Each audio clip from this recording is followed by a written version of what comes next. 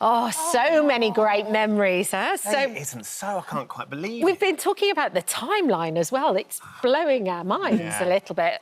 Following the news, we're joined by our Queen of Soap, Sharon Marshall. She's here alongside Todd Boyce, who played Gail's half-brother, Stephen Reid, and he's made it out of the depths of the canal. And I've got to say, he's looking pretty good on it. Richard Hillman himself, Brian Capron. Great to see you all this morning. Good morning. Andy's been in touch. He said, it's thanks to Helen Worth and Brian's amazing storyline. That was the start of my road of becoming a Corrie superfan. Oh. Those scenes, even now, Brian, for me, still feel so tangible. You were saying it was how long ago? I think it's 21 years ago, 2003.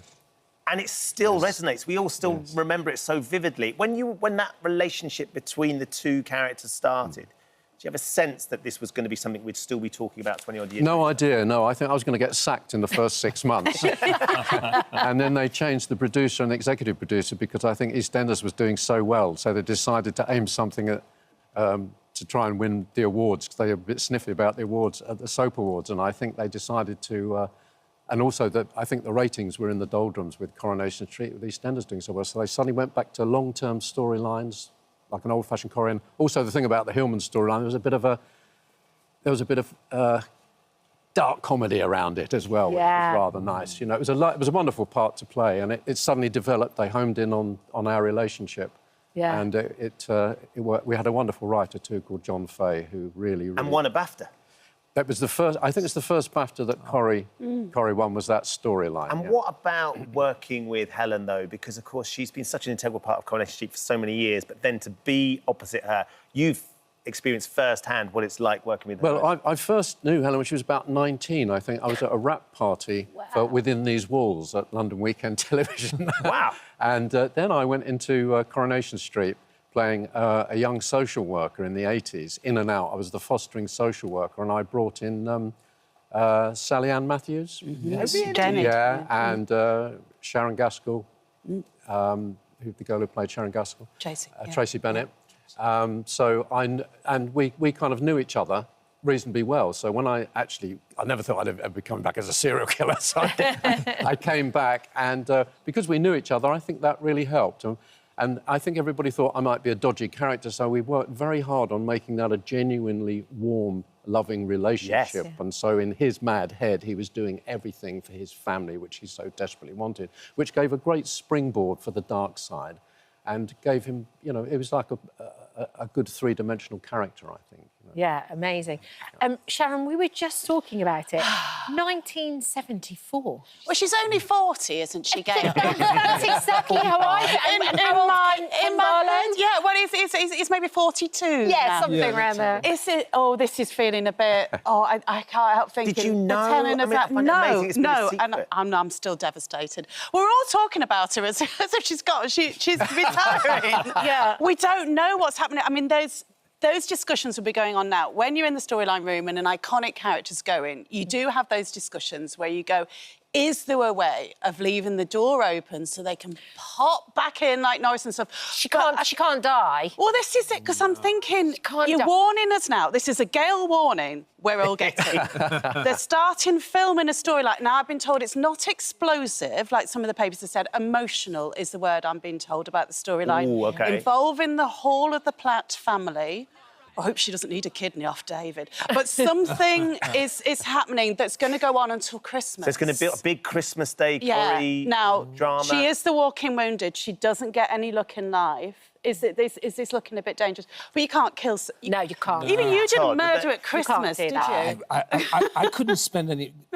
Stephen Reid didn't want to be around Gail because he felt so guilty the whole time. And she knows Steve, you know, so I was ashamed. You know, we didn't have a lot to do with each other. My last stint, we just had nice scenes together. But your character and Gail and Stephen were half-brother and sister when they're stepbrothers. Yeah, that's right. But is there a sense, and I've heard this from a number of Platts, that if you become a Platt, or you play a Platt, you have another family regardless. You're a Platt for life. You're Platt for You're life. a Platt for life, completely and utterly. Audrey is the grandmother, Gail is the mother to David and Sarah. It feels like it. She feels like my half-sister.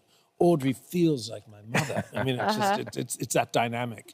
it's true. It's an extraordinary amount of time to stay with one key job, but we know she's been very passionate about campaigning for the elephants, spawn-free, and rhinoceros as well. I wonder what Helen's thinking just in terms of, I mean, how can you leave Coronation Street after such a long time when it's so embedded in your life? I mean, some of those characters have been around for decades as well, haven't they, Sharon? Well, I mean, it's like she is, it's this thing, they're in the corner of our living room. They feel like family, but, you know, if it's 50 years ain't a bad stint to be this character.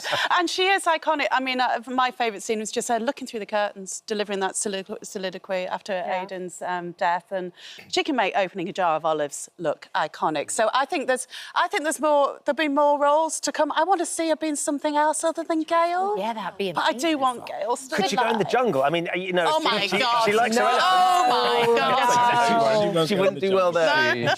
She won't do that. No, I don't think so. I think it's rather nice that it's a graceful way to go. Yeah. And it's funny, and she used to say to me she almost felt institutionalised because that's your life for so long. So maybe to be free of it, I mean, it's wonderful to have a secure job and have a lovely, because there's such a big family up there, it's a wonderful job to have, but maybe you just want to do something, have it in your semi-retirement or whatever. Yeah. I feel so much admiration for that. At first I was sad, I was shocked, and then I thought, I just have admiration for leaving gracefully and leave. I'd still be there if they hadn't killed me off.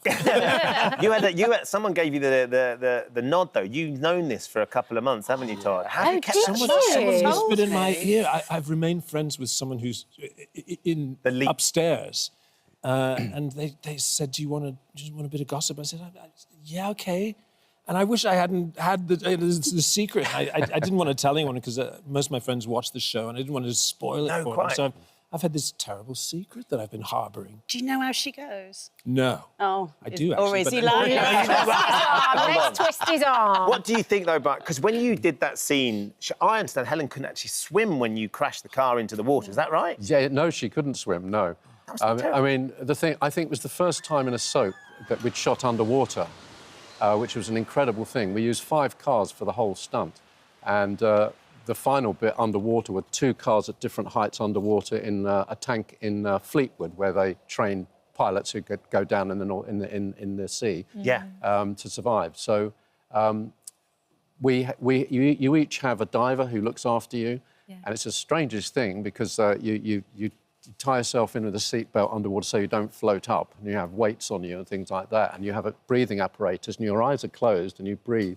You breathe in and then they count down on your fingers, then action. So you open your eyes and then, you know, act like mad, you know. But we loved it. I mean, it was so exciting. But Helen was a bit scared because she couldn't swim. But I said, actually, it's easy to swim underwater when you've got someone with you and you've got breathing apparatus. They're going to look after you. So I think she was a bit apprehensive, but I think we all found it such an exciting stunt to do all round, you know. So she's been involved in so many iconic scenes over the years. I don't know how they're going to beat that drama when she goes. Can David just be nice to her just one day before she goes? Just call her mum, not Gail. Bit of respect. Keep going. Donna said, "I wish her all the luck with a happy retirement. The Platt household will not be the same without her." We don't know exactly how it's going to end just yet, but it's going to be quite a dramatic Christmas, regardless.